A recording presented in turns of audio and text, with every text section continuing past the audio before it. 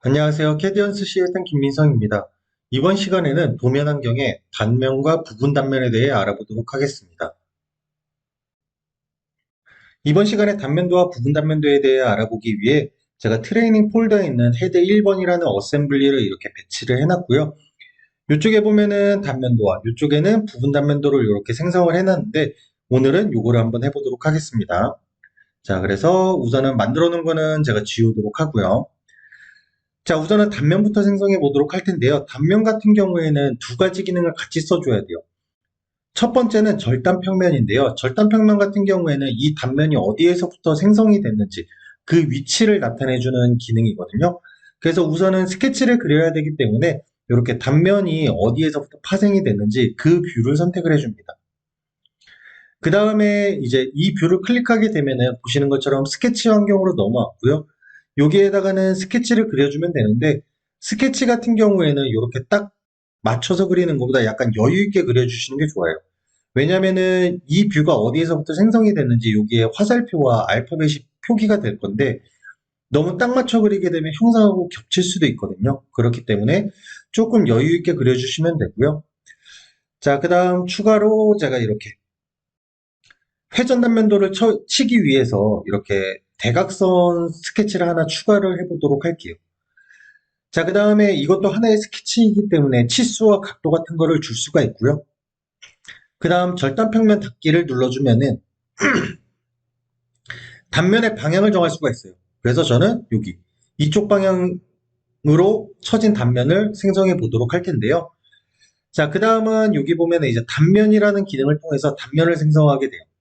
자, 단면을 선택해 준 다음에 이렇게 절단평면이라는 거를 그려놨잖아요. 그래서 그 절단평면을 선택을 해주면 되고요. 그리고 만약에 이렇게 스케치가 그 직선이 아니라 각도가 들어간 선이다라고 했을 때에는 이렇게 방향을 선택해 줘야 돼요. 그래서 저는 여기 수직 방향에서 수평 방향이죠. 수평 방향에서 바라본 단면을 칠 거고요. 자, 여기 보게 되면은 이렇게 단면을 오버랩했을 때 이게 회전 단면도이다 보니까 이쪽에 조금 짧은 모습을 볼 수가 있어요. 그래서 회전체인 경우에는 여기 회전 단면 뷰라고 있거든요. 이 옵션을 선택해 주게 되면은 이렇게 표시가 되고요. 그리고 추가적인 옵션으로 단면만이라는 옵션도 있어요. 그래서 다른 뒤에 있는 형상들 다 제거하고 그냥 말 그대로 단면만 표시해서 볼 수 있는 기능입니다. 그래서 여러분들이 상황에 맞춰서 적절하게 사용을 하시면 되고요. 자, 이렇게 배치를 하게 되면은 단면을 생성할 수가 있습니다. 그리고 단면 같은 경우에 알파벳을 수정하고 싶다라고 했을 때에는 원본 쪽에서 이렇게 알파벳을 변경해 주시면 되고요.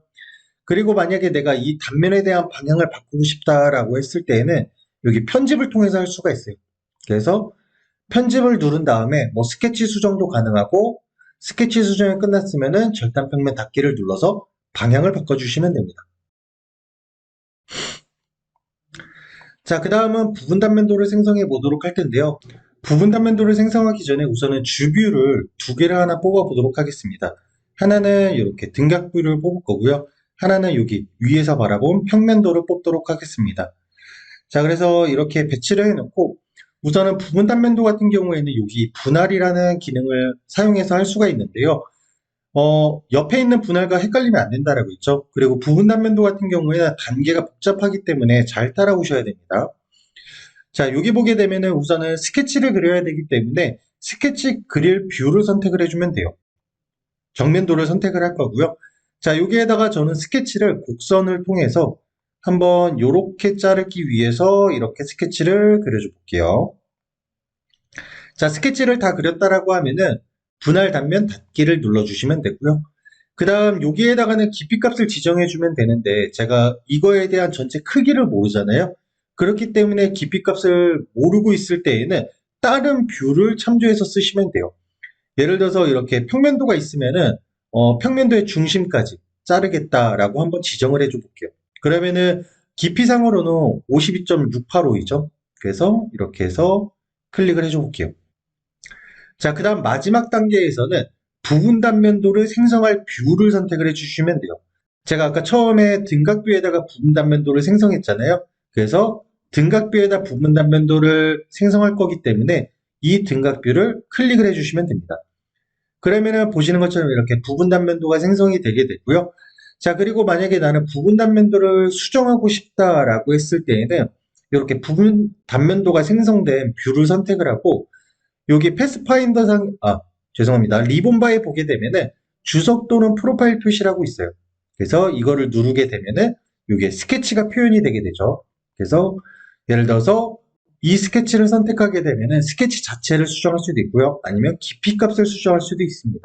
그래서 여러분들이 만약에 깊이 값을 수정하고 싶다라고 했을 때에는 이렇게 다시 한번 클릭을 해서 마우스 우클릭을 하게 되면은 이렇게 뷰 업데이트 하라고 뜨죠. 그래서 뷰 업데이트를 눌러주게 되면은 이런 식으로 작업이 끝나게 됩니다.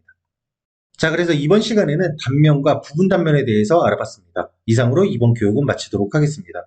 감사합니다. 캐디언스 시스템의 김민성이었습니다.